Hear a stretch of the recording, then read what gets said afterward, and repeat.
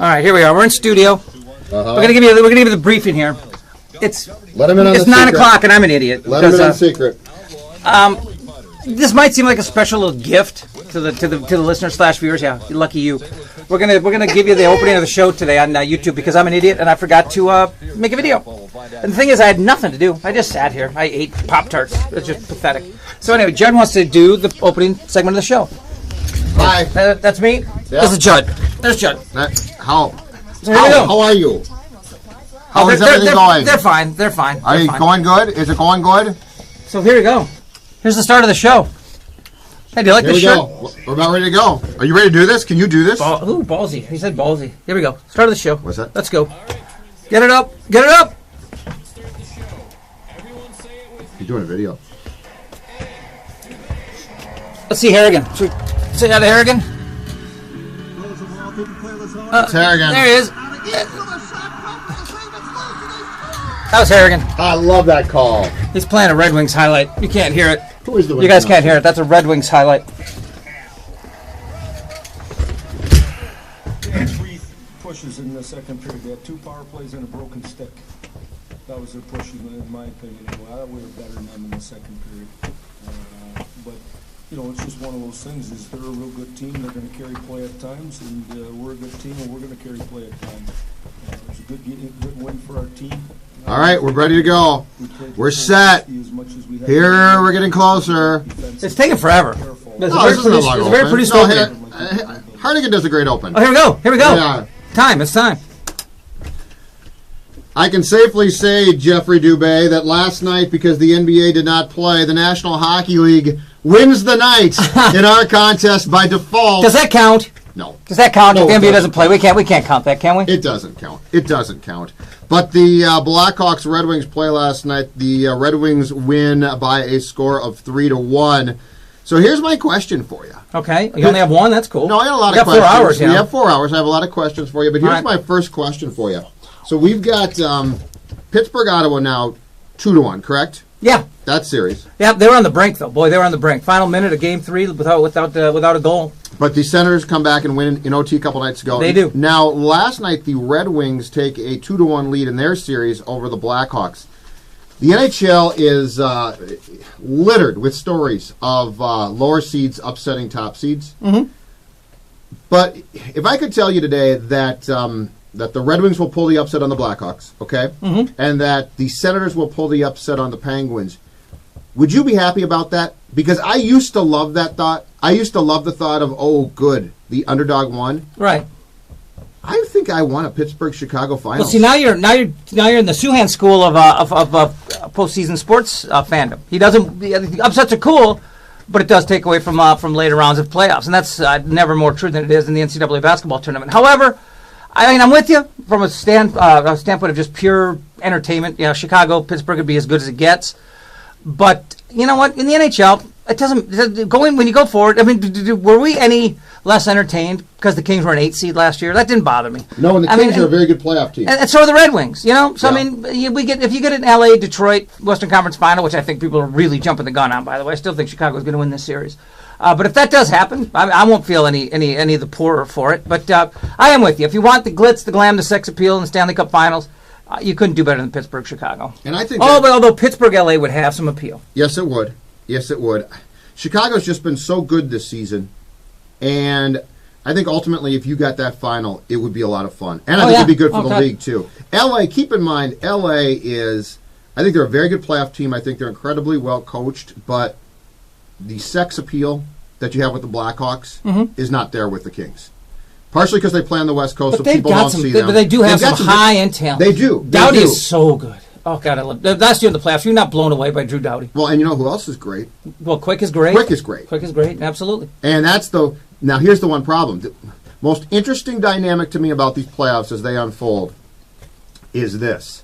That nobody talks about them other than us? Chicago. It's hockey. It's a big deal. Chicago's goaltending and Pittsburgh's goaltending. Yeah, I don't like Pittsburgh's backup goaltender is now their number one. Yes, goaltender. but he's doing a requisite job. He's doing a very good job. But a requisite job. But I think he's doing a very nice job because he did have 46 saves the other night. And Pittsburgh plays a style that I like, but it opens up where the goalie has to make some saves. Sure. Did you see Letang get destroyed the other day? I mean, just walked. I mean, he's not a great guy. He's not great in his own end. Was that not the defensive pairing of your guy, Letang and Paul Martin? Yeah, well, I'm not talking about the game tying goal. I'm just there's a play in the second period. Oh, you don't want to talk about Paul Martin? Oh, no. I don't know how the hell Alfredson got behind the defense with 30 seconds left in a one-goal game. That's bizarre. And that might be why we haven't heard back from Paul. We're trying to get Paul Martin, by the way. Yeah, I got Matt Kowalski trying to track him down for me. Because you got people. Well, he's kind of busy. He's got some recruiting and some things going on, so I got a hold of Kowalski to do it for me. But look at me name drop college kids. They're all in their 30s now. But you talked to Jordan Leopold much lately? I have not, but he's probably in hiding after the Blues series. But wasn't he with St. Louis at the end? He was. All right, I mean, he's hard to keep up with. I mean, he is a journeyman. However, what we were talking... Oh, in the second period of that game, I forget who it was for Ottawa. Just came in and walked... Oh, it was Kyle Turris. Kyle Turris, the former Badger. Absolutely undressed Letang one-on-one and came in solo and shot high. But Letang, I mean, I love... offensive-minded defenseman. I love the slick, stick handling, puck rushing defenseman. But Letang, he can hurt his team sometime with his defensive abilities or lack. But he's one of those guys where it's worth it because of what he gives you in the offensive zone. Correct. From a defensive standpoint. Correct. How about that for a little analysis? And guess who we're going to get some analysis from today? Barry Melrose at 10 o'clock. As good as it gets. Which is going to be fantastic. And then Thursday we get Louis. Nice. So we get a couple of top-notch hockey guests. Great hockey minds. Here's one thing that I want to talk to Melrose about. You brought this up. You brought this up during the Wild series, actually, when it wasn't even that big of a factor. And last night it certainly was. Corey Crawford. Mm-hmm. The Red Wings have figured this out long ago, and everybody probably because they listen to the show. They listen to this show. Is that what it is? Clearly. Mike Babcock listens to this show. How could he not? Corey Crawford gets beat high. For a guy who's not 5'8", it's interesting how he plays. But the same thing happens to Backstrom, because they're almost the same size. And you've talked about how he goes down, butterfly too often. I looked it up this morning. Crawford is 6'2". Yeah. Backstrom is 6'1". No difference. But the interesting dynamic with these guys is... some goaltenders at 6'2" can look big because of how they position themselves and how they play. Yeah.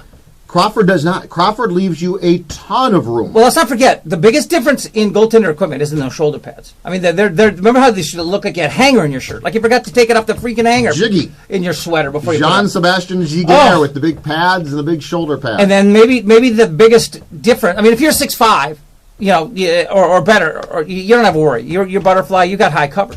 But if you're 6'1", 6'2", and now they take your shoulder pads down, you no longer have high cover. And maybe guys like Crawford and Backstrom have not been able to adjust. But it's going to be interesting to see what Crawford does to adjust to this, because they're just going to go high on him the whole series now. It's too lasered him. Datsuk lasered him in the third period. Datsuk, and that's the thing is Detroit. My argument about Detroit when people say, "Oh, they're younger, they don't have this, they don't have that." All right, top to bottom, they're not nearly what they once were. Mm-hmm. But when you look at the skill players Detroit still has, I'm talking flat-out, high-end skill guys. And they're also character guys. They're also bell cows.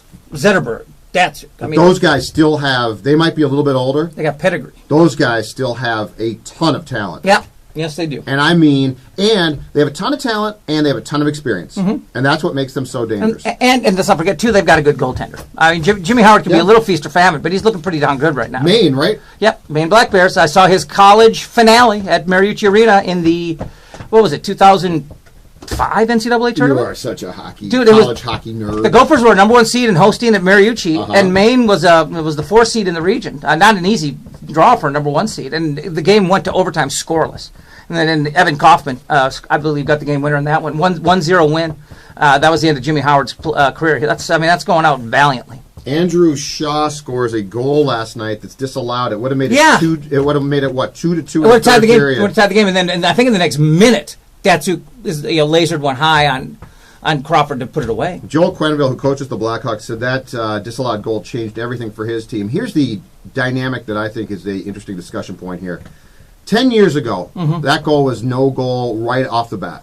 10 years ago, Shaw's in the crease. When they're buckling down on this, like when Hall won the cup. Yes, Shaw's in the crease. That is no goal. Right. But as you pointed out last night, when they put up the actual rule now about where you could be in the crease, wiggle room. There's big wiggle room. There's almost too much wiggle room. Yeah, basically, if you're not molesting the goaltender, Which he was not, by the way. If you're not committing a felony against the goaltender. Which he was not. No, but at the same time, just your presence limits how he can move. I know, but that's not how the rule reads anymore, is it? It isn't, but that makes me uncomfortable because it should. I mean, that's the goaltender space. So I didn't have a problem with the goal being disallowed, but the way the rule is written, I'm not sure it should have been. It's really kind of greasy. I'm not sure what to think about it. There's two things that stand out to me about the NHL post-lockout 05 when they came up with the Shanahan rules. Yeah. The one is that now you can pretty much be in the crease and it might be a goal because it wasn't before that. It was a no goal. The other is now it has to be a distinct kicking motion with your skate to score a goal off your, because it used to be. Do you remember? You see intentional redirect. Act of God for you to be allowed a goal if it went off your skate. Oh, absolutely. Now you have to look like you almost have to scissors kick it, like or bicycle kick it, like Pele, to get it disallowed. And we see some really intentional redirects. And then what the loophole that players love to use to get around here. I'm going to give me in the shot here. The puck we seen in the crease, so they'll skate hard at the crease and do a hard stop. And edge it in, and that's as good as a kick. And I see guys get away with that all the time. I mean, that is absolutely as intentional as any kick, but there's no kicking motion per se. So they do seem to get away with that. And that to me, that's way greasier than some of this crease stuff. Why don't you tell people what you've been doing this segment, since you just referred to it, and people listening have no clue what you're talking about? I'm trying to make up for being an idiot, basically. Right. I mean, I forgot to do a video before the show. We do a daily video. We post it to YouTube and to Twitter. My Twitter account at Jeff Dubay, and Judd's is at 1500 ESPN Judd. It's just a little behind the scenes, whatever. And I was really busy today. I brought Pop-Tarts. So that meant I had to go and connect the toaster. Yeah, you went and plugged in the toaster. Yeah, it's a lot of a toaster. I didn't even know about the toaster until yesterday. It's on top of the refrigerator. Not only do we have a toaster, but it's got a Pop-Tart setting. So I was pretty excited. It does? Yeah, it's specifically set. It's even with the. I can't eat Pop-Tarts. It must be trademarked. But anyway, well, I love them. So that took up a lot of my day because I had to unplug the toaster, put it back on top of the fridge, and by that time I had to download some music and I didn't have time to do a pre-show video. So anyway, we decided to just go ahead and record the first segment of the show. So plus, I got a nice shirt on today. We didn't get a shirt. It's got a Sergio light. Nice shirt. Oh, thank you very much. Very nice shirt. Thank you. So you're going to upload this to your your Twitter account, and I'll retweet it. You got it. Like right after the segment. Now back to you, Judd. Now here's one final thought for this segment. Okay, make it a good one. In the very open, Dave Harrigan, you played Red Wings play-by-play voice Ken Cal with a goal call. Now, Jeff, you've been accused throughout your radio career of having a high voice, which, your voice isn't low, but to me it's not that high. I'm not a Let's listen to Ken Cal and then see if we think Dubay has a high voice after that.